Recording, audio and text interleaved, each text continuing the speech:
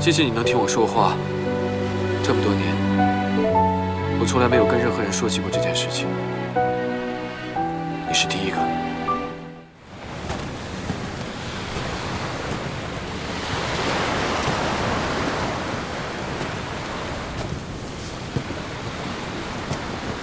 小孙老师说，因为你，商王好像变了一个人似的。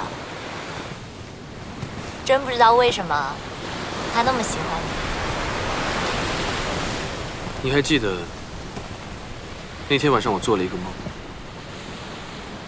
当时那个梦我只跟你说了一半。那天晚上我梦到的人，其实是我妈。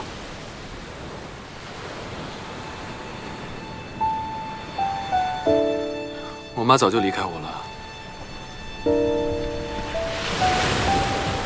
我对她的回忆只停留在5岁到6岁之间，跟山娃一样。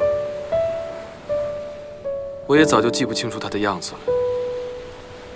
我无数次梦见与我妈见面的场景，可是就连我自己都不知道，如果有一天我妈突然站在我面前，我应该怎么办？我是该拥抱她，原谅她，还是质问她这么多年到底去哪里了？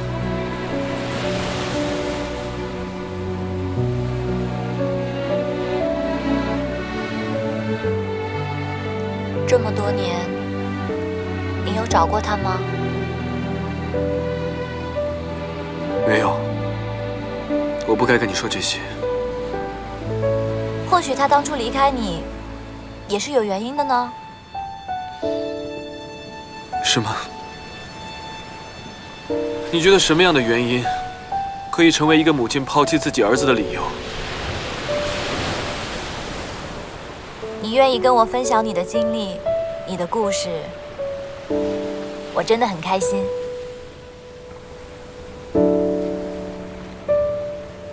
小苏，其实我很想感谢你。谢我什么？谢谢你能听我说话。这么多年，我从来没有跟任何人说起过这件事情，你是第一个。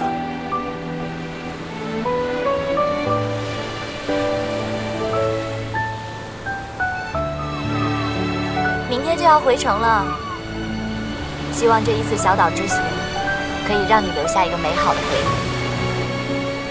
回忆不仅美好，而且难忘。